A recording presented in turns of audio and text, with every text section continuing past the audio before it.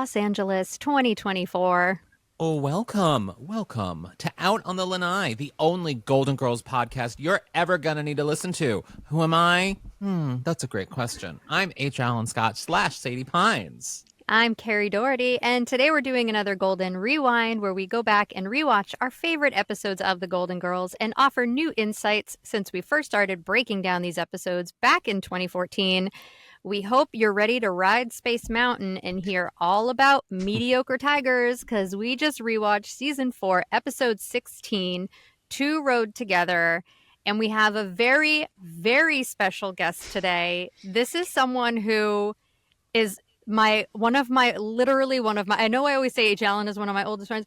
This person I have known since I was like 14, 15 years old. We go all the way back to high school. Wow. He is we had to have him on for this episode because he's a Disney connoisseur. He is one of the hosts of Diz Unlimited. It's a podcast, YouTube videos, vacation planning, all for Disney and Universal. He's a corgi lover, a Power Ranger. You may also know him as Ryno, but in my high school yearbook, he'll always be Ryan Clavin. Hi, Ryan. Hello. Oh, God, it's so good to see your face and hear your voice. And H. Allen, it's so nice to finally meet you, too, because, I mean, it's just, I was honored to be asked to be on this thing. And anytime the Golden Girls ever comes up in conversation, I'm like, my friend has this podcast. So it's like a big deal for me right now. I'm like, I love trying to play it cool, but I'm going to start fangirling in a minute, but it's fine. Well, it's funny, Ryan, because people on our podcast or people who listen to our podcast have sort of inadvertently already heard about you, because I often talk about how in high school, my friends and I hijacked the drama club, and every class we would just reenact episodes of Will and Grace and Ellen. Okay. And hey, guess what? You are all looking at Jack from Will and Grace right now. Yeah. I'm not even kidding you, Kerri. Actually, like a couple weeks ago, I randomly was like, I need to put something on in the background on Hulu. And I threw on like season 2, episode 1 of Will and Grace. And earlier today, I'm now almost done with season 6. So I've been doing a rewatch of that. But every now and then an episode comes up and I'm like, oh, I know a lot of the lines, but it's one of those where you're like, oh, I remember doing this on stage from Wendy Simeone. Is season two when they started when they had the phone chain? Remember that episode? I feel like that's the premiere episode of Isn't Coco Peru is in that? Yes, Coco's in that's that. I think that's actually season 3. I think that's because she had just broken up with Woody Harrelson's character, so it's like 3 or 4. Yes. But I do love that it's that 2-part Thanksgiving episode. It's one of my favorites. Remember when they had that like crazy Annie Lennox like Annie Lennox like song, the something 17 again, as when she like realized she was going to be okay after that breakup. Oh yeah, that walks out of the shower and then she like wakes up. Yeah, it's crazy. And they're all in the bed and she's like, I'm okay now because of these 3. And it's just like, this is television in the 90s, ladies and gentlemen. Yes. It's wonderful. Wonderful. Well, I mean, the two of you, I'm so glad that you two are finally meeting. You are both huge Disney fans, and I feel like I have to know because, technically this is a Disney shirt. You can see the little Mickey Mouse things on here. Wow. Yeah, sorry, I was being very subtle. Cute. Yeah, I was going for floral meets Mickey, and so they had this Roosevelt shirt company, which is like Roosevelt's without the vowels. I call it like the perfect Florida shirt. They had a floral collection where I was like, ooh, this is like perfect.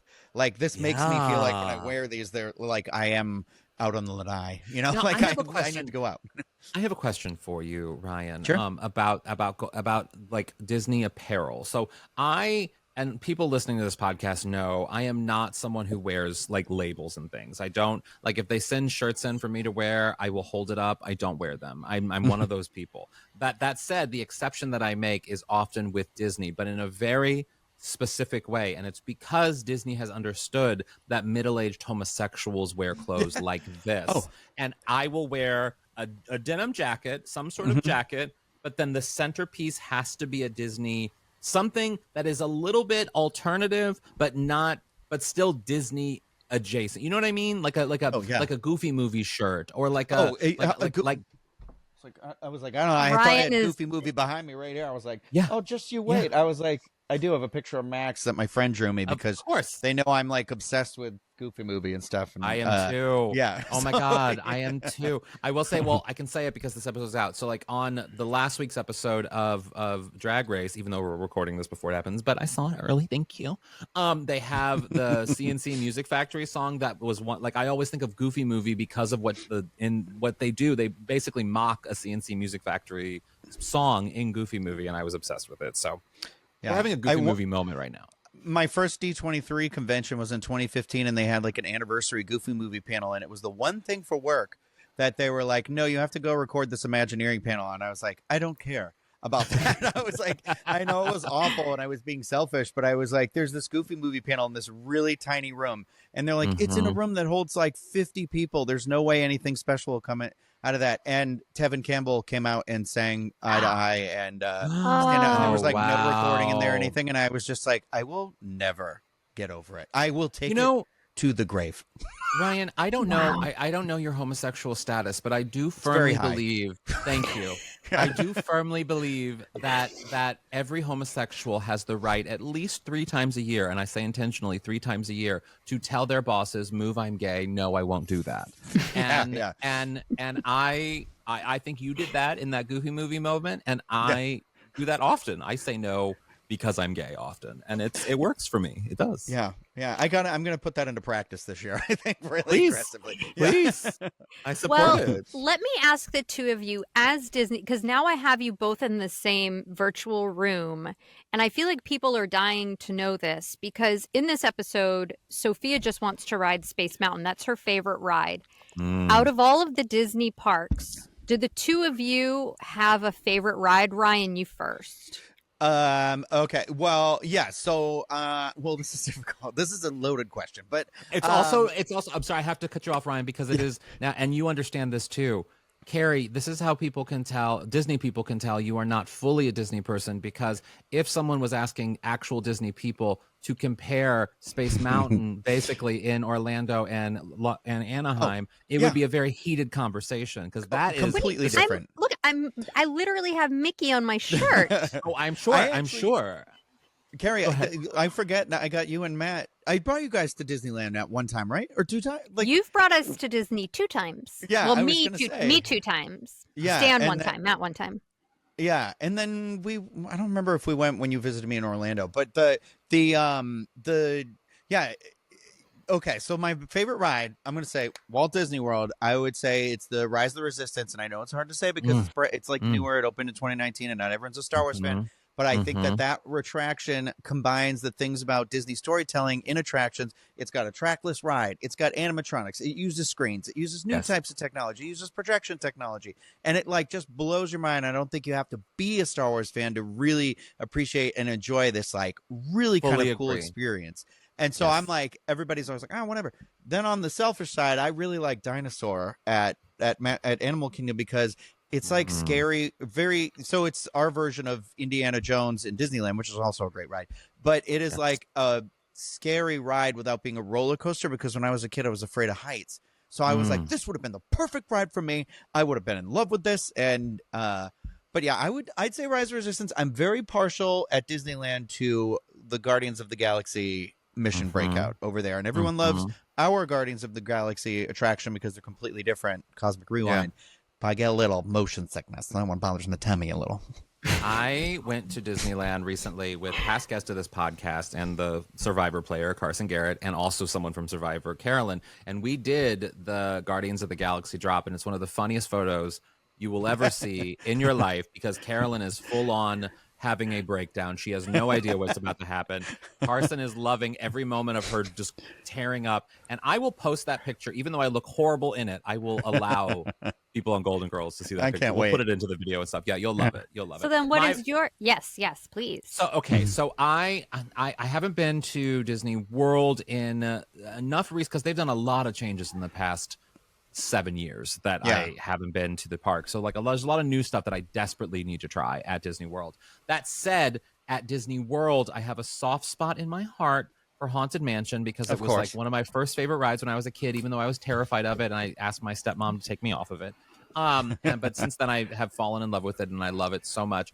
In Disneyland, I also kind of want, even though I'm not a Star Wars person. Now, Haunted Mansion is my absolute favorite ride at both parks, hands down. I'll accept always. that. I'm wearing all black. I will always wear. Haunted Mansion will always be my go-to ride. Well, you guys have Haunted Mansion Holiday too at Disneyland. Yes. So you get two versions of it, which is that and the Haunted Nightmare Before Mansion is Christmas, different. It's different in both. It's different in Orlando than it is in Anaheim, which is great. It's one of the rare rides that are in both parks, but you get to get two different experiences. So I do love that. But I will also say, even though I'm not a Star Wars person, I'm going to say in Anaheim, Rise of the Resistance is one of my favorite rides because it is just so cinematic. It is so, the line experience even is just insane. But I'm not going to say it's my absolute favorite ride because anyone who listens to this podcast knows I do love to sit and to relax and to be comfortable and have cool environment around me. And so I'm going to say my absolute favorite ride at Disneyland is Pirates of the Caribbean because it is the ultimate sit down, relax, and enjoy your boat ride experience when you've been on your feet all day long. Again, you have a superior version than Walt Disney World because ours was shoehorned in. But like you have that longer, like I remember the first time I went to Disneyland was like 2015, and now I'm like obsessed annual pass holder. I go like 5 or 6 times a year. And I like that extra portion of the ride. I remember going on that because ours literally like kind of starts. It's got a little beach scene, and then it just goes right into the pirates on Tortuga. So and weird. Yours had like the whole story with like the gold and then the skeleton and then the face that becomes the pirate, which is like the coolest mirror effect ever. And I was like, oh, this is where the idea from the movie came from. Like I finally got it. You know what? You know what Orlando has? I mean, Orlando has that what Anaheim doesn't have, a lot of things. But one of the, well, I was going to say one of my other favorite rides is the Mickey and Minnie Railroad. I do Runaway Railroad. I do like that. I love that ride so much. That ride is so... The Disneyland one, you have a better queue and a building and everything for it, which is it's a big part of it. It's great. Yeah. But what Orlando has that we don't have, I don't know if they still have it because I haven't been in a long time, like I said, but it's not called MGM anymore, Hollywood Studios. Do they still have the Golden Girls exterior? No, they tore that down a long time ago. So did they? I actually used to work at that attraction. I worked at so I used to work at Hollywood Studios. I was there for a couple of months, and it was still called MGM. And then so I worked at Lights, Motors, Action, the car stunt show, and then I worked at the backlot tour, but I was solely the first half because I didn't want to drive the shuttle. So I did the part where like you'd pick out volunteers and be like, everyone turn your screens to the best cinematic director, Michael Bay. It really like killed me just a little bit inside every day, but to say that, but like the Golden Girls facade was gone because Lights, Motors, Action was built in 2005. It was 555 is when it opened. And that took over the residential street, which was where like their fake house was, the Golden Girls exterior. But I did watch a video of it for the first time ever, finally, right before we got started. And I was like, okay, Hollywood Studios or MGM was opened in 1989. This is definitely not really the exterior of Golden Girls. It was just built. Nothing was really from that, except for they did film some of like Ernest Saves Christmas there on the streets of America, I think. The rest of that was just one of those like, I think it was just modeled after it because I always thought, oh, that was the exterior. And now I'm like, it couldn't have been because it wouldn't have been built till the show was like 5 years into it. So from what I know, and I've seen it because our class went there for our senior trip. So in 2001, I have a crappy photo, but I have a photo of it from because I went on the backlot tour because I didn't like rides. I don't like spinning. I don't like going fast. I don't like being whipped around. I'm so boring in the bedroom. I'm really boring at Disney World. I was like, what's the rating of this podcast and what joke could I make? So, I know. We get it. We have an explicit, so you're okay. You and Michael. Okay. Ryan, my boyfriend's name is Michael. So you and Michael would have a great time at Disneyland because he also does not really do any rides and does. I don't do rides. This is why you go. What's your favorite ride? I can like name all the ones I've been on. There's like 5 that I've been on, so I could be like, it's the Buzz Lightyear one because it was not terrifying. Listen, I like that Buzz Lightyear one. I do too. It was fun. It was fun. My finger. But okay, wait. But we got so the MGM Golden Girls house. From what I understand, for the first season of the show, they shot the exteriors at a house in Brentwood here in Los Angeles that actually sold like a year or 2 ago. Yes. And then they stopped using that house. And from what I understand, they built the exterior on the Disney World backlot, and then they would shoot. So after, I don't know, 1 season, maybe 2 seasons, they started shooting there. So Okay. from what I understand, they did shoot there, just not from the start of the show. That's interesting then. Okay, see that makes more sense because that was the thing where I was like the time frame isn't adding up here because I was like when I was watching this episode specifically, which I was like when we get to it, we'll get to it, but I'm like that ain't no Disney resort they're in. But yeah, I know. Oh, I know. Oh, I'm dying for you all to know about that. Like, okay. Yes, we're definitely going to talk about that. I do want to pivot us a little bit to this episode, which it is so nice that it is so like Disney centric. But I think another thing that's really nice about this episode is there's something very relatable about your parents getting older and wanting to make the most of the time you have left with them. And I thought that was a really beautiful way to tell this story, which is that, Dorothy is so worried about Sophia aging and that she may not be around forever. And all Sophia wants to do is go on Space Mountain, which is like something that someone who just wants to live and like has tons of energy and wants to be like a kid. I just thought that was such a nice juxtaposition in this story. It's my grandparents are both with us still, and they are going to turn 91 later this year. Wow. But my grandmother, my grandmother was just in the hospital in the last couple of weeks. She is home and feeling much better now, and I'm going to go see her next week. But it is interesting because the first time I think I watched this episode was whenever they originally put it on Hulu, which was maybe like right in the lockdown or somewhere in there in like 2020. Could have been before that, but that's when I was like, I'm going to watch it all, every single episode all the way through so I can say I've definitely seen it every episode. And I didn't feel the same way about the episode then as I do now, where that part at in the beginning specifically was like, oh my God, this is literally how everyone is reacting around my grandparents. And it's like, rather than just like letting them live their life, they're all like, well, they're dead now. Like when my grandmother was going to the hospital, my mom's telling me the story and I was like, I might have to come home because she's like, every single person one by one was like, this is it. This is the end. And I was like, you must be the best people to be around when someone puts you in an ambulance. Like, so I kind of felt that a little bit where I was like, you know what? I'm going to watch this with my mom when I go home too. I think, to be like, man, look, there's a lesson to be learned here. We should probably take Grandma to Space Mountain. Yeah. Oh my God. Okay. And about that too. Well, we should take a break. Let's take a break and then we'll really get into the episode because I feel like we have a lot of things to discuss for this episode. Oh, we Am I for wrong, sure Kerri? do. Yes. Okay. So let's take a little breaky poo and we'll be right back.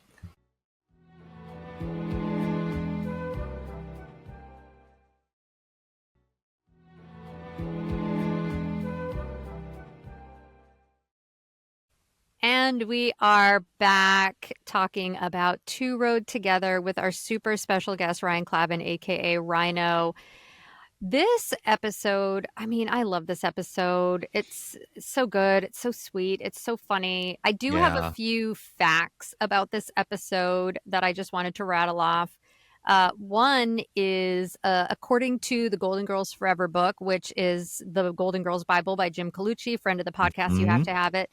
So I guess, according to one of the writers of the episode, Robert Bruce, he said that B. Arthur came over to him one morning as they were doing run-throughs, and she said, "Do you think I'm doing a good job?" And he was like, "Yeah, you're doing a great job. Why?" And she said that, B. Arthur said that Dorothy and Sophia's relationship was a lot like the relationship she had with her own mom, and the episode meant a lot to her, and she really wanted to make sure that she was bringing it to life the way that the writers intended, and it was very precious to her. That's amazing. I love that. That's crazy because it's also like it's in the middle of season 4. So for B. Arthur to be kind of that like vulnerable about that, I love hearing a story where somebody's really invested like that. Yeah, we had that too with chronic fatigue syndrome as well. It was something that was just really important for B to do, especially for Susan Harris, who obviously was the inspiration for that storyline. So I love those kind of moments where it just becomes bigger, or even like the AIDS episode with Rose being so important to the writer of that episode. So like Tracy Gamble. So like it really, I love those moments. So, okay, I'm definitely going to ask both of your opinions about the Disney hotels when we get to that moment. But to sort of set up the episode, what kicks everything off with Dorothy being worried about her mother getting older is that, Sophia's friend died And Sophia's very shaken up, and so is Dorothy, because this woman was only a few years older than Sophia, and it's really gotten her thinking about, her mother getting a little bit older. Mm-hmm. And I do want to say, at the beginning, there was a really weird blocking thing in this very first scene when Dorothy and Sophia come home. I don't know if you two noticed it, but when they said, like, oh, oh yeah, Sophia seems really shaken up, Dorothy goes, she's not the only one, and then slowly walks all the way I across thought that the was living super room into the awkward. kitchen. Yeah, it was. I was like, I wonder why they did it like that. Well, it's because they wanted the rest of the scene to take place in the kitchen, because now they're pouring coffee, they're getting the cheesecake out, which, by the way, maybe the women always keep the cheesecake in the freezer, but I noticed that when Rue McClanahan was having a really hard time cutting the cheesecake, and I'm like, cheesecake, it's like cutting through like air. It's so light, but she was having a tough time. So I'm like, oh, they must freeze the cheesecake, which means that's a real working fridge. And also the coffee maker in the kitchen definitely worked, because when Dorothy was pouring her coffee, I was like, oh, that's steam. So they were really... That's wild, actually, that they had the real... I didn't ever even notice something like that. That's crazy. I was really love the drama of the, like, if you pull yourself out of the, like, okay, it's a TV show and obviously we're moving from set to set, but like, imagine if I walked into the room with you and I went, she's not the only one, and I left through a door that closed behind me, and you're like, is he coming back, or I love that you just said that, because Michael and I often, or as friends of ours too that come over, oftentimes if I'm going to the bathroom or anything, we have a thing of like a dramatic exit is always needed for any such situation. So I'll often like frame myself in a doorway, and I'll be like, and remember, we're all gonna die someday. But at least yours, that feels like a finite thing to say. It's just you're making a declaration. But with Dorothy, she's leaving so much more to be desired. Like, she clearly wants to talk about it, but instead she just walks out of the room. No one else is like in motion with her, right? Because weren't they like sitting? They were sitting. I think they were sitting. Yeah. Like, all right, Dorothy's at it again. Get up, ladies. Who doesn't Let's love go. a little bit of drama, though? You know what I mean? A little bit of mystery in your sentences. So Dorothy explains her problem. She's worried about Sophia getting older. She, wants to take her somewhere. This is where we get Rose's Tunder the Mediocre Tiger story. You all know it. It's a fairy tale her parents made up when she was a kid. And Dorothy decides that she's going to take Sophia away for the weekend, wherever she wants to go. And Sophia chooses Disney World. Amazing. I love that. Is that where the two of you would go if somebody was like, hey, that we're going to go away for the weekend, anywhere you want to go? Well, I don't think so. If I lived 3 hours away, I think I'd maybe pick like I'd say Disneyland. I think I would. Like, I love California. I like your weather's way better. But yeah, I have done this before. That if I am in the state of Florida, I don't often. Florida's a mystery to me. I love Florida, but Florida's also very much a mystery to me. So oftentimes, I remember last time I was there, literally right before the pandemic. And I was doing something in Miami, I forget what, and I asked the person who like organized my trip for the show that I was doing, if I was like, so is there anyone who could maybe, I don't know if I could rent a car, maybe drive me up to I just want to go for a day to Disney World. And they were like, oh, no, that's not, you can't do that. You can't do that and like be back in time. And I was like, why not? It's probably close, right? No, it's not, of course. I did drive down to like Miami to watch Muse perform. So it was like Sunrise, Florida, which is like right outside of Miami. And I had made this whole grand thing where I'm like, I'll do a hotel or whatever. And then I didn't, and it got too expensive. And I was like, guess I'm doing 6 hours of driving today, and half of that's going to be at 2 a.m. It is one of those where I was like, I don't know. But I don't know. My grandparents did used to drive. Like, no one in my family flies except for me. They all drive. So they drove from Massachusetts to Florida all the time. So like, I almost like was like, yep, that's Pat Bryan right there. It's grandma, you know. My family would do that too, except I mean we were in Missouri, but we would always drive from St. Louis to Orlando. Very rarely would we ever fly to Disney World. Yeah. I do want to say there was a scene, like I even rewound it. Like it's the conversation they're starting to have, and it's right before Rose tells the story And she's like, and B. Arthur says something like Dorothy's like, take advantage of me, of course, while I'm, sad and vulnerable. And because she's like, can I tell the story? And so she lets her, but she like goes to start it. And there's just this like thing that B. Arthur's doing like with her fork. And it's kind of like how she's like getting the cheesecake ready, like to on the fork to get to her mouth. And it like gets all the way right up to her mouth, right when Rose starts the story. And she just drops it and does that dramatic, like very signature Dorothy moment. But it was still one of those moments where I was just like, it's like a case study where I'm like, this is phenomenal. That's phenomenal acting. That's like, I know I don't like Marlon Brando, but I understand that people are like, he was the first to do a lot of acting things. And we had to watch this thing in film school where it was an adaptation of a play where he was in, but in the movie, he goes to grab this glass and he misses the glass. Like he goes to grab it, misses it almost, but still grabs it and then picks it up and throws it. And our film teacher was like, when he did the play, he did that exact same thing every night. So he tried to make whatever he was doing very like realistic in that terms where like, so if there was a trip, there was always a trip. And I was just like, that's the thing with B. Arthur, I feel like, is it's just so I can see perfect. that too. I can totally see that too. Yeah, that's interesting. I also, because we have you here, I have to bring this up because it's been on my mind. It's something that I know you've discussed before as a Disney person. Disney adults going to Disney without children. It is very much it is my life. It is what I can count on my hand how many times I've been to Disney World with one hand with children. And not that I don't enjoy going to Disney World with children. I just find it to be more fun without them. 100%. So what, like, do you, I feel like if I was their age, I would love a Disney trip with just like friends. You know what I mean? Yeah. I'm not even kidding. I literally am in the process of planning one because we just got tickets to the Pride night in June. And I bought it for both here nights. In Anaheim? Yeah, so I'm coming out. We'll be at see you guys there. Yeah, we'll see you there on the second night. I'm going with Michael and friend of the pod Naomi, who was at our live show this last.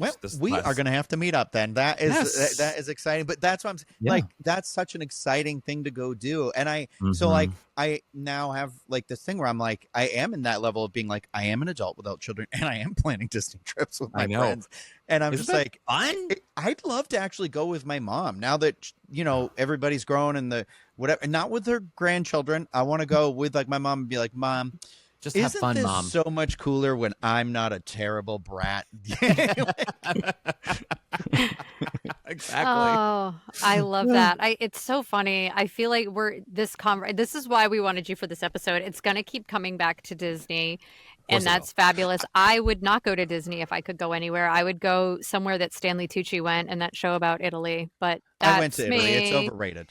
Sorry to all the Italian listeners out there, but it was beautiful. I'm happy I went, but you know what wasn't there? Overpriced drinks. Sometimes terrible food. True. Oh, it was great. See, Kerri, this is why I love that you. So Ryan, we call Kerri's better half here, Stan, and not his actual name. But it's not like it's a secret. It's not like everybody's like, secret. Everyone knows that's the thing that we joke. do. And we call the child little Oreo as well. So which like, is also I Golden didn't know Girls what to refer to. Yeah, I know it's strange. Well, but I like that you don't bring little Oreo to the park yet. I think that's a perfect. She's too young. She's too young. I mean, she does get in for free right now, but whatever. But it is one of those things. I've traveled now. So I ran the Disneyland half marathon in January because I did the coast to coast Walt Disney World and Disneyland because I had to get my medal. And what an awful decision to do, especially when you aren't training for it. But I traveled. This was the first time I've traveled now with my friends who have a newborn who is when January he was a month and like not a month. He was a year and 2 months old. And so like I with them was very, very understanding. We're like, we made sure to sit 3 in a row. I ended up getting upgraded and having to downgrade because I was like, I don't want to be that guy who leaves them with the other kid. But it was my first experience with somebody with like a really young kid like that. Like I've gone with my friends' kids and they were a little bit older and stuff, but it really changes. And it was especially hard because the father of this child is the other person on the Dis Unlimited with me. And it was like weird to see him in this like family mode with like wife, child. Okay, I've got to go back and there are naps. And then of course he's like, you want to go to a brewery now? Like, I'd like, Huh. later to try and be like, I can go back out there both asleep. And, Yeah. so I didn't want to be like, I'm against children being at Disney. I am not one of those people. I'm just saying it's a completely different type of an experience. Yes. Yeah, and your Kids life gotta be changes cool. when you Kids have gotta be kids. cool. Yeah, Yeah. and your life is so different, and it means that, especially when you're bringing your child somewhere, that like your friendships end up kind of looking different, which is why I'm so excited. The last time I saw you and our other Yeah. mutual very good friend Kim, I was like, I am leaving the child at home. I am going to visit you, and I'm, and that's, and I I like went your and saw child, you. though. You know this. Oh, I Yeah, know you do, Oreo's- but Yeah. Oreo's it was cool. nice. Well, even though Dorothy says she's going to take Sophia to Disney World to go on Space Mountain, Sophia thinks that Dorothy's secretly trying to put her back in Shady Pines. And I actually want to play that moment because it's so funny with Sophia. It's just a very quick moment. Hello, this is Dorothy Zbornak. I'd like to confirm my reservation on flight 505 to Orlando. Now, let's go over the arrangements I made to have my mother taken away at the departure gate. You don't know what I'm talking about? Neither do I. Goodbye. Hi, Ma, you ready to go? You bet, pussycat. I'm glad you stopped being so suspicious. Oh, please. If you can't trust family, who can you trust? I also wanted to play this scene because look at remember when getting dressed up to travel was a thing? I was just thinking that too. I mean, I do, only because I remember whenever I'd have to travel when I was younger with my stepmom, she was a horrible person, but she knew how to show up places. And whenever we would, because oftentimes, because I was the homosexual with a lot of problems when I was a child, that I was actually be like, oh, it stresses me out to drive to Orlando or whatever. My stepmom and I would be the ones to fly, and I'd be in like a little kid outfit, but my stepmom, she would look good on that cheap flight. We got a cheap flight, but she made sure she looked good. And I was like, that's how you travel. Yeah. Kerri, how do you fly? Oh, I mean, I'm the opposite. I mean, Sophia's in like a lavender suit with like a silk shirt with like some billowy things going on. I literally wear sweatpants and a sports bra and like an XXL t-shirt that says like Savannah College of Art and Design Dad that my mom gave me. That was my dad's because it doesn't fit him anymore. So, and when she travels with that's me, what I- I'm like, so you're not checking a bag, so I'm going to use your check bag because I got drag. So we're going to have that. Yes, that is what we do because when we go to Golden Con, I don't check a bag. I don't pack that much stuff. And yeah, I you've got all the 3 bags. suitcases. Yes. Yeah, I was gonna say I'm with you. I can't. It's like anxiety or something. And I was like, well, what if it gets cold at night and I need a jacket? Yes. That's right. I need everything. But I'm in like right in the middle where like I wear pants because I don't want my legs touching the disgusting germs on any part of the surfaces. And I'll wear like sometimes it was a t-shirt, lately because I feel like I expand in the air.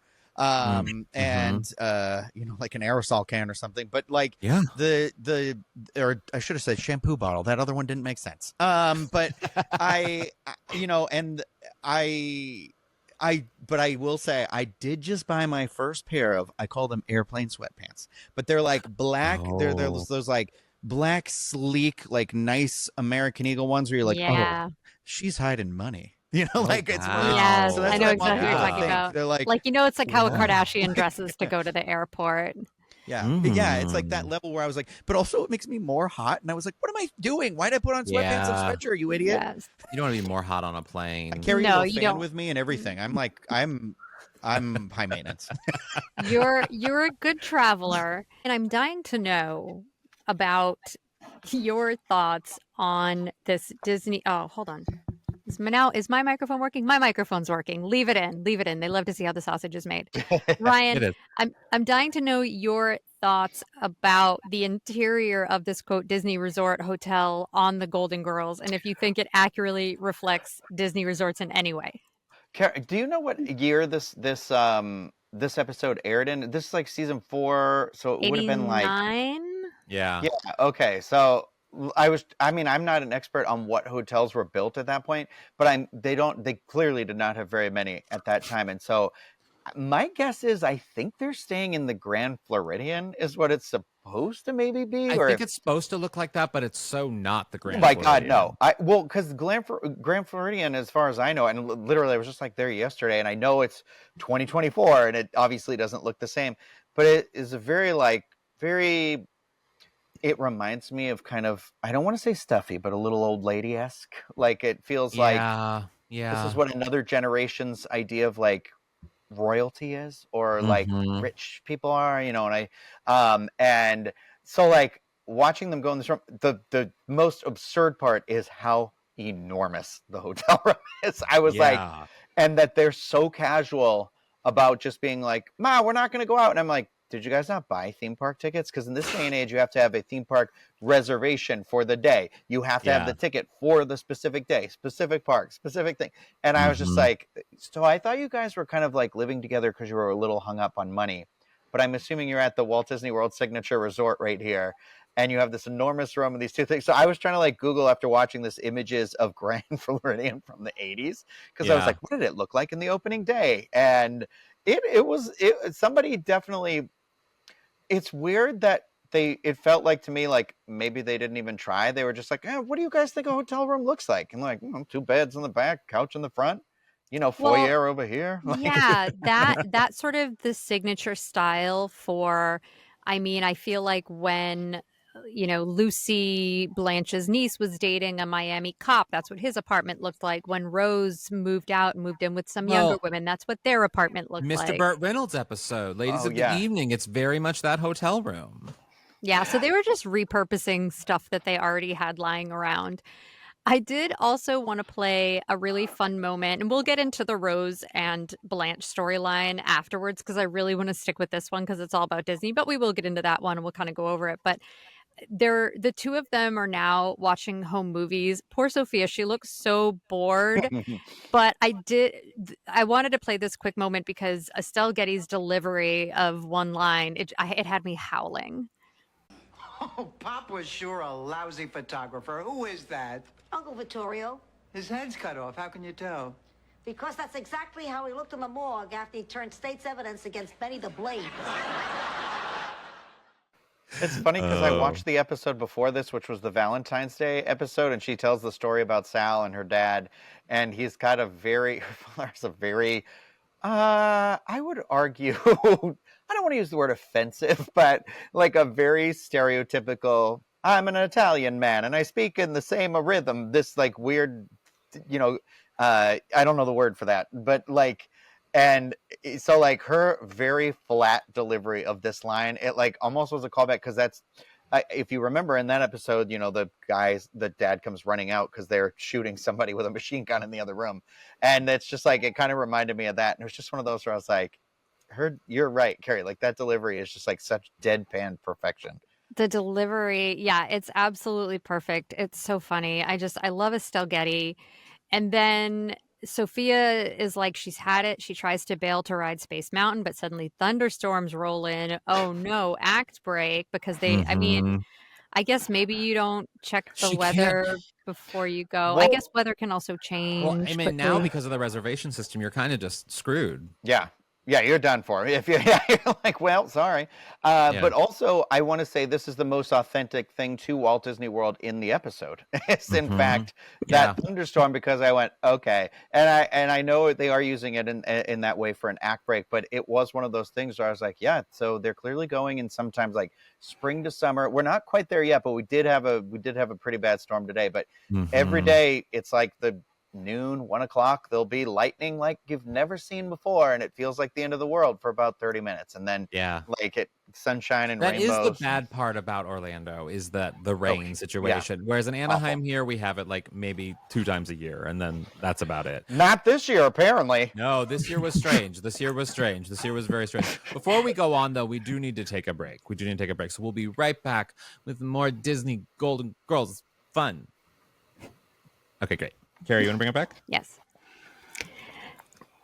So the next night, it is still raining. There's a really sweet moment when Dorothy kind of has trouble talking about her emotions, which Ryan, I feel like you can probably, I mean, I feel like we can all sort of like relate to this, that generational thing, the sort of Irish, Italian, Catholic. We don't talk about things, we just push it under the rug.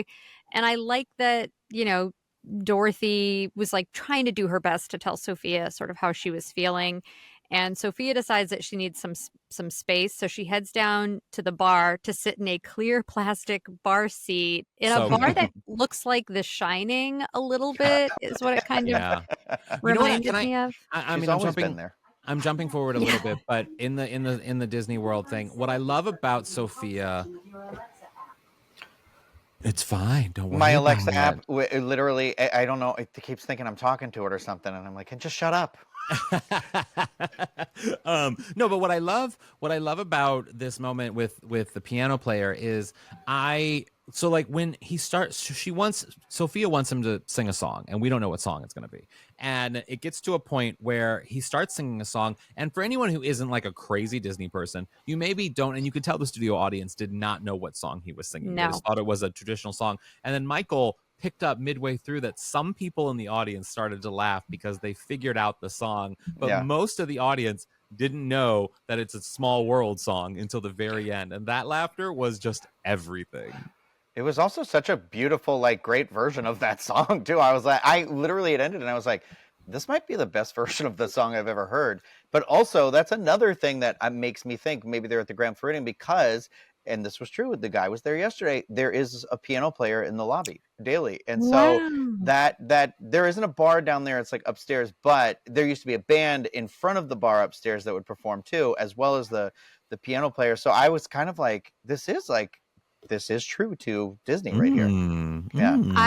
I love that. I also love the way that when he does make the joke, the play it again, Sam Casablanca guy, he changes, he's singing, he's enunciating a lot when he does that. It's a small world after all. And that's sort of what also lands the joke and makes it really funny. So even though he only had, 2 minutes on screen with Estelle Getty, that is such a memorable way to leave your mark on the Golden Girls because his shift, it's like, this is the moment the audience is supposed to know, so I'm going to change the way I'm singing it. I thought was a really great, either that was directing, it was the actor's instinct.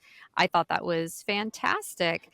Yeah. And Dorothy, it's so funny. Throughout this episode, Dorothy is just constantly, she's trying to force exactly how the weekend's going to go. And because she's been trying to control it and Sophia's kind of been resisting it, she actually blames Sophia for ruining her weekend, even though it was Dorothy that was like, Ma, we can go literally wherever you want. This is your weekend.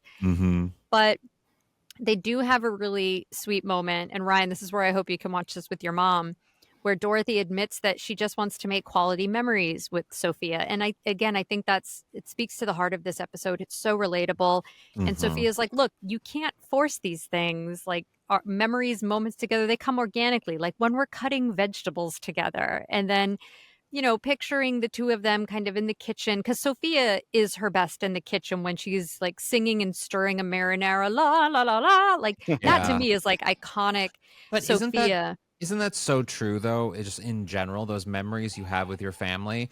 For me, they rarely ever are those grand moments of There's never that grand dramatic moment that you remember. You remember when, Grandpa farted while you were making cookies, or like you remember the stupid, or when root beer shot out of someone's nose, or whatever it might be. Like you remember those moments, and that's the most genuine. That's when you really got close, Yeah. I mean, Kerri, you nailed it on the head earlier too, because I know you and I actually did have a discussion about this recently about that we're all in therapy and we, trying to better ourselves, which, but it is about that sort of like, realizing that our parents are this, like Dorothy says it flat out. She admits it, saying she doesn't know how to show that emotion, but then still having this like nice emotional scene later where it is like, it's these little things. And that's why it specifically was that moment where I was like, this is life. Because whenever it's something whenever there's a breakdown in my family, it's when we've overplanned something. When you are Yes. like,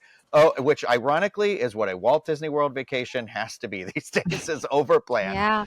But it is one of those things where it's like, yeah, it's easier to just be like, oh, Mom, let's just like make up a terrible cocktail today, or, you know, or make some crazy recipe that I saw on an Instagram reel. You know, those days I feel like I enjoy better than the ones where it's like, okay, everyone's got to get together and put their sweaters on and take a picture. And you're like, well, this is going to be my nightmare. Yeah, you don't, yeah. And also when you're just like rushing through things, or you're on such a tight time constraint, we have to do this, this, and this, then fun can sometimes take a back seat to trying to get through everything else, you know? So I just want to get to the sort of final scene with them. Sophia's packing up. She's stealing all the toiletries, like respect. The weekend's not totally ruining because, you know, they do end up going on a certain little ride that we all know. This moment was, I mean, this episode is a fantastic episode. I love this episode so much. It's wonderful. I love even the Blanche Rose story, which we'll get to. But like every moment of this episode, every little bit of this episode, everything came to this one, not even 1 minute, like 30-second moment in the episode that makes it one of my favorite episodes. Should we just play this clip? Yes, clip number 5 for us. Okay. Hey, Ma, we still have a little time, and there's one more thing I want to show you to make this terrific weekend complete. Oh, no, Dorothy. We looked at pictures and slides and letters and diaries and locks of hair. What's left? Our family history and shadow puppets? Ma, better. Now, this is what I call quality time. I mean, I love that scream. I know. It doesn't get any better than that, does it? You know what's wild too? That attraction. So that skyline doesn't exist anymore like that because they don't have the sky buckets and haven't had those for years. But the if that's what they're called here, if I'm getting that mixed up with Disneyland, sorry. But we have Tron now behind it, so there's a giant canopy behind Space Mountain. It was just kind of like that cool. I know they're not there, but it still is like, oh, I think maybe tomorrow I'm actually going to go to Magic Kingdom and ride the People Mover, which was the one in the front, and maybe do Space Mountain to be like, oh, I'm living my little Golden Girls life now. Well, okay, just because this is the last moment that we can actually speak about Space Mountain, and this is probably the last moment we can really go into any Disney situations. So I need to get your opinion, Ryan, on this, because I know this from experience that the Space Mountain that we have here in California is immensely better than the Space Mountain that Orlando has. It is shockingly better. I imagine that Sophia would have been taken out in a stretcher had she ridden it today, because I feel like it is a chiropractor's dream. It always gets the top. You take that first turn and you're like, oh my God, I felt the little nodules in my spine. Like I can feel every part of me. But you're so that's why when I go to Disneyland, when I go to Anaheim, you know, you're side by side there, you're not front to back, but then you have these like nice speakers behind you that are blaring like Michael Giacchino, I think, did the current soundtrack. And then sometimes it's Hyperspace Mountain, so it's got a Star Wars overlay to it. But it's like the cold air's whizzing by you, you're doing a circle, and you're like, oh my God, I'm so excited right now. My friend said to me the other day, who lives here, was just like, oh, except for their Space Mountain is crap. And I was like, I no longer trust your opinion on anything. And also it's the one thing, because I mean I love Disneyland for its quaintness, its dayness, its accessibility. It's like a little hug, exactly. And I love it for that reason. I can't compare the two parks because they're just two totally different experiences. But if there's one thing that we can say that we do better here, it's Space Mountain. Oh yeah, 100%. So I compare the two experiences between Disneyland and Walt Disney World as like, Disneyland is so if you drink beer, I would say Disneyland is the craft beer experience, whereas Walt Disney World is the Bud Lights, the Budweisers, the major brands, which is nothing wrong with that, because those are sometimes exactly what people want and they need. But it's just so much more intimate at Disneyland, and it's just like, I don't know, it's cool. And so I don't know, that's why I'd be like, girls, come with me. We're we're flying across the country. Yes.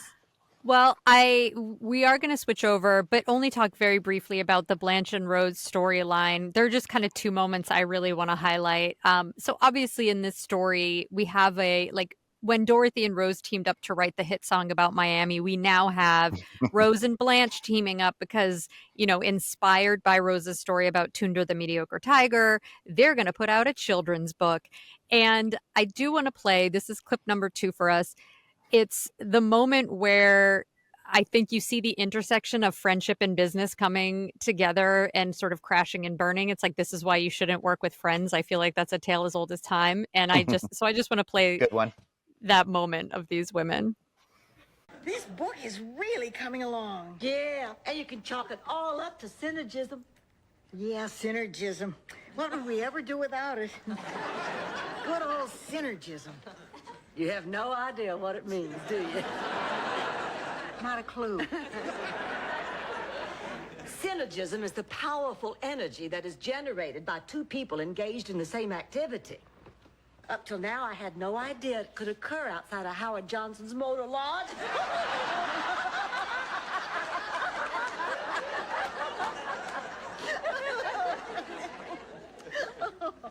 You still have no idea what I'm talking about. Nope. I will actually say I feel like for me when I watch this episode, I do think there's like a little bit of a callback to Disney. I know it's not really, but when I was a cast member, there was a big training module when you're going through your traditions classes and stuff like that, is you have to learn about synergy and what it is. And so the fact that that's the word they kind of used was, I was like, it felt a little kismet to me. I'm sure it doesn't mean exactly the same thing that they're talking about, but it still feels that little extra Disney for me. Ooh, that's a real fun, like, inside baseball-y Disney thing. I never knew that before. Yeah. Thing I noticed about this scene, one, these women seem drunk in this scene. They just felt hammered to me. I also love the way that Rue McClanahan stomps her feet when she howls with laughter. She does the same thing when they're picturing Dorothy naked. It's really, really funny. So the other moment that I wanted to play is a little bit later in the scene. It's the conclusion of the Tundra the Tiger story.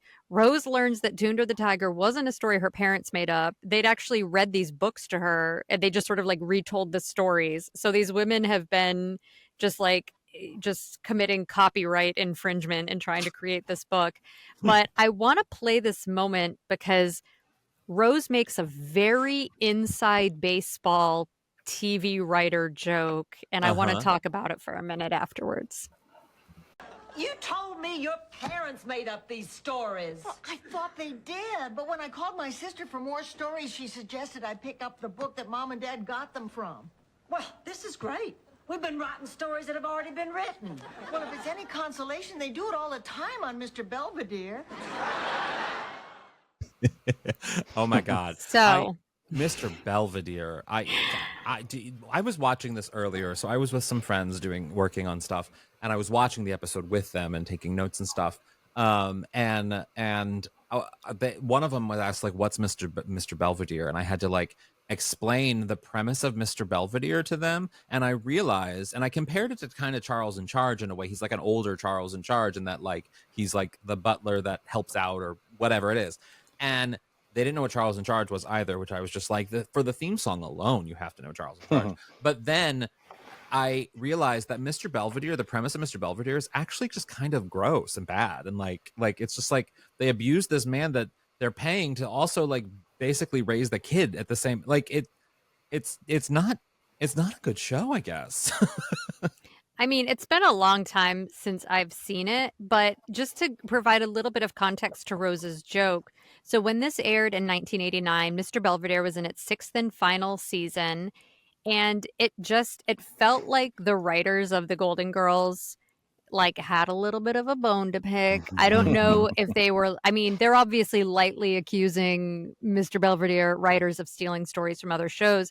I'd be very curious for anybody who's very familiar with Mr. Belvedere, in those couple final seasons when Golden Girls was on at the same time, were we seeing storylines happen on Mr. Belvedere that had previously happened on the Golden Girls? Well, you know what, you can say that, because one of the things that the Golden Girls is known for, I mean, but there was also storylines on Designing Women that happened around the same time as the Golden Girls, and also like there are parallels to many of these sitcoms that came often after the Golden Girls, even though Designing Women did start, I think, a year before the Golden Girls. There are overlap that happens oftentimes, and how that overlap happens, I don't know. Well, like you said, it's because it's a situational comedy, and a lot of the situations, especially when you're dealing with like chosen family shows or family shows, it's like when you have people of a certain age, you're probably going to see that, that type of story. I will say, now I'm going to save this for the Rusty Anchor happy hour, but speaking of writers' rooms and Mr. Belvedere, there is a famous story about the actor who played Mr. Belvedere that has been told in TV writers' rooms for decades. It's like a legendary story. There are two legendary stories that have been told in writers' rooms. One of them is the Norm Macdonald Who Jackie story when he was a writer on Roseanne, and the other is the Mr. Belvedere story. And I'm going to save that one for the Rusty Anchor happy hour. Ooh, and Ryan, I'll tell you offline, but it is. Tell me the Roseanne one though too later, because I There's don't a know great that one you can Google and Yeah, you can there's find. a Norm great- Macdonald has told the story. Well, there's before. a great New York Magazine article, even though people say it's not Norm Macdonald still. There's another comic that it's attributed to. That was, yes. It wasn't Norm Macdonald, and the comic it was attributed to, like, did an interview recently. Yeah, Maybe with it was the New York Magazine. Magazine. Yeah, New York Magazine. So it's a great article. It's a really good. If you love Roseanne, you'll love that article. I do, yeah, I'm watching the Connors still. Like, Yeah, same. I will watch it always. Are you a Disney? Okay, this is where I'm bringing it back to Disney. Are you one of those? Please. Are you one of those Disney people that like you kind of take pride in supporting like Disney related products? So like you use Hulu maybe a little too much, or you use Disney Plus more than others? Because I'm that person. I do like so I made a whole stink because the Disney Plus renewal this year was like $85 more than it was last year, and I was like, the audacity they had. And guess who had their account set up to do a yearly payment and didn't remember the date? And I was like, who are you kidding? You're not going to cancel it. Don't be an idiot. You're never going to cancel it. So it's like, and it's just so like Hulu I've had since like the beginning, and I'm like, but there is that sort of thing where you're like, yeah, I was the trendsetter. What do you want about it? I have to say, because I haven't been able to weigh in on a lot of this. I don't do the rides, but I have been on Haunted Mansion in Orlando in 2001, and I really liked it. I will say that. But I love the Disney app. I like to watch my National Geographic shows. I like to watch, what's the one where you clear the water? Where you clear, with the boats. It's called like Clear the Water. I love this show. Oh no! Why can't I think of the name of it? Oh, wait, I'm thinking of a ride. I'm like, oh. Yeah, I'm trying to think of the ride too. I'm like the backside of the water. I don't. No, it's a show where drain the ocean. Drain the Ocean, I think it's called. Anyway, it's a great show. I love it. Little Oreo watches her Mickey Mouse Clubhouse. She watches the Baby Groot shorts, which if you have not seen the Baby Groot shorts, they are so good because he's my favorite Marvel character. But since the Hulu integration, I do not now like opening my precious Disney Plus app where I know I'm getting my National Geographic shows and all my Disney favorites and my Pixar favorites to see also at the top those iconic things right next to Poor Things, American Horror Story. I'm like, this is very jarring. Yeah. Well, also, I'm going to be honest, and this is like super petty of me to say, but like, who decided to change the color of the app icon to like a navy blue, muddled green? Yeah. Yeah. Well, it was Disney blue before, and I was like, you have your own color. Why would you make it this weird? Because I get it. I guess they're like, it's a blend of that color and the Hulu green. And I was like, it just looks like it's haunted. They're doing what I think they're doing what Netflix has done for a long time now, which is because one of the things that I think is getting it back to the Golden Girls, many people outside of the United States used to watch the Golden Girls on their version of Disney Plus because it didn't have the Hulu or whatever. And Netflix for years has had the same sort of international model that they have in the US. So wherever you go, it looks like Netflix basically, and it has the same similar-ish content. And Disney Plus, I think, is kind of going in that direction to be amongst the international models of sort of how Netflix works. And I think that's what they're doing, which explains a lot. So like even recently when I've told people, because again, I'm one of those Disney people who like, I want to do everything on Disney Plus. So now I barely watch Golden Girls on Hulu and I watch it on Disney Plus. Yeah, I haven't really love taken that. even the I love time that. to dig in. Yeah, because you can watch it on Disney now. Yeah. So, Yeah. yeah. Yeah. Oh, anyway. Well, I mean, that was kind of the episode in a nutshell. It was really fun, Yeah, it was and fun. I love any episode that really does a deep dive into Sophia and Dorothy's relationship. And I think this story was incredibly relatable for so many people, and they just found a really fun way to explore it. And I also love a Blanche Rhodes story. They're always fun Yeah. when you team them up together. I Yeah. love it when they're dancing, but when they're Yeah. doodling, that's fine too. Well, Ryan, I think you need to stick around. I don't know if you know this or Kerri prepped you for this, but we do a golden takeaway, and you're going to be a part of our golden takeaway. So let's take a little break, and we'll come back with our golden takeaways.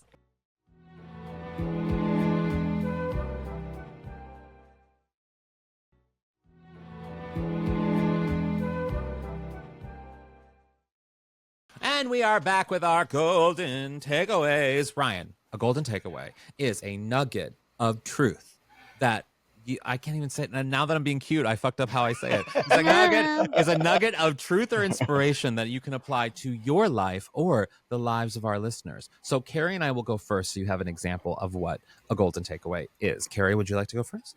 I would love to go first. I'm not going to try to be cute and mess up my lines. My golden takeaway for this episode is a very simple golden takeaway. It is just to cherish your loved ones, but like not too hard. Like cherish them in an organic way.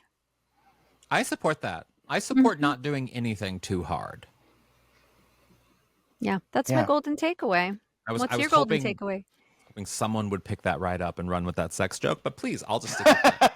Not okay. in a moment. I'm not looking for Listen, levity right now. Rewind. We'll do, you can pick that joke up at Pride Night, Ryan. I know you'll have it in you. Okay, so I'll here's pick up my the nuggets there. hey, I don't know if I like get that. those chicken tendies. Okay, so my golden takeaway from this episode is that if you are intending on going to a park, a Disney park, if you will, one of the biggest things that I think you can do at a Disney park is to make sure that you go with people who are of like mind and who recognize the importance of sitting regularly and enjoying a beverage. That is how I think, and it's not just because as I get older, even when I was a child, I was like, can we sit for a bit? I am Sophia in that sometimes I just want to sit and watch the people go by. And that my golden takeaway from this episode is sometimes in life, I think you would do yourself some good if you just sat the fuck down, shut up, and watch the people go by, and you'll have a lovely time. You'll have a lovely time. I mean, you and I were definitely destined to meet because I say my favorite attraction at Hollywood Studios is Baseline Tap House, which is like supposed to be a California microbrewery in this park, but it's literally picnic tables, Edison bulbs above it, and I was like, I do a thing called Baseline Fridays, and I will go like somewhere around like 2, 3, 4 o'clock, and I will get a beer and I will sit there and I'm like work. But I will tell people that's where you can find me. That's where you can meet me if you think you're gonna say hi in a park. So like I try to give people that little thing. But it's the Ryan, best thing in I the will world. do Just that. watch. I will do that because I have talked with many of my drag queen friends, and I have said that if we organize ourselves, if we just tell the people in Orlando, if we go to an Orlando gay bar, we will tell them, listen, you don't have to pay us. Just buy us tickets to Disney World, and I will come do a show for you. And that's all. I'm planning on that. I'm doing that. You should, yeah. Heck, let me know. Because I don't want to spend. I don't want to pay for the tickets. I want someone else to buy. No, the they're tickets. outrageously expensive now, Yes. and I will complain every day. But you know who'll still keep paying for them is me. Yes. Anyway, Ryan, what's your golden takeaway from this episode? I think mine is a little similar to Kerri's. I think for me, it's about like remembering to kind of be present when we're with the people that we love and care for, especially those ones that we don't get to see all the time. I know that both Kerri and myself are away from our family that we live away from them, and we try to go home and visit and spend time. And I think it's in conjunction with what she's saying, where she's like, just enjoy it. I think it's just kind of like, you know what, like sharing these things, like watching a TV episode or, the kitchen stuff, like making that drink or the food together and just being like, it just can be simple and easy, but just like commit yourself to that moment and you're going to hang on to that memory so much longer than one you try and force. So true. So true. I love Oh, that was Yeah. so beautiful. This has been Yeah. so much fun. Ryan, tell everybody where they can find you all over social media because everybody's going to want to go follow you for all your Disney stuff now. Well, like Kerri said, I do work for the Diz Unlimited, which is the name of the YouTube channel. There's another YouTube channel called Just the Diz, which is a little more like if you want to remove the personality and just vibe in the park and watch videos without my annoying voice in it, that's where you'll find those. And then myself, personally, I do like live streams and I'm very active on like Instagram, but if you just type in Ryno, RYNO 1185, you'll pretty much find me on any sort of social media, except for, I think, YouTube. It was Ryan Clavin, because when I was a child, I made YouTube for the first time. I used that, and they were like, we can't give that to you. Somebody owns it. And I'm like, me? I'm the one who owns it. And so they won't switch my channel name. But yeah, no, you'll find me on there, and I love, chatting about Disney and nerdy stuff. You can see my shelves behind me. It's always Halloween here. So anything nostalgic, I'm here for. That. Well, you need to stick Yay. around. You need to stick around because we have some business to take care of just right quick. But then at the end, you have to say something with us. It's called Stay Golden. Yeah, we Don't all say tell. stay golden Okay, together. okay. Do it together. I'll point to you and you have to Okay, do it. okay. Don't worry. Yeah, okay. All right. Well, remember, everyone, if you want to join the GG VIP Club on Patreon and get a bunch of more bonus content from the two of us, you get Rusty Anchor happy hours, you get live watch-alongs once a month. Those have been a lot of fun. We also have exclusive interviews with Golden Girls guests and writers and producers and all that great stuff. You can go to patreon.com/Golden Girls Podcast. And remember that this episode will also be available to watch the video version of on YouTube, which is the Monday after the Yes, episode Monday. drops. So head on over, find us on YouTube, and you can watch it there. I remembered. It's new for us. This YouTube is new for us. I think I should be a YouTube star, though. Don't you think, Ryan? Honestly, I've been seeing you guys posting on the Out on the Lanai Instagram lately, a lot more videos and stuff, and I'm so thrilled to know this because I've always thought that about this show. So I'm very happy it's happening. Yeah. Well, now you'll be a part of it. You can watch yourself. I don't think so. Okay. I love it. Okay, guys, we are a part of Mom, Moguls of Media. So go support Mom Plus, and you can follow us on the socials at Golden Girls Pod on the Twitters, Out on the Lanai Official on the Instagrapples, on the face pages, we're Golden Girls Pod, and I am HAlanScott / Sadie Pines on everythingals. And I am Squid Eat Squid on Twitter and Squidzy on Instagram. Still really bad at branding. And also, if you guys want to support us in another way, you can leave a rating and a review wherever you get your podcast. And okay, this is the big part, Ryan. So when I point to you, you say, stay golden. Okay, well, it's just us here. No one heard that. Okay, and remember, as always, stay golden. Stay golden. Nailed it. Yay, I don't know. I felt like I was at the sink.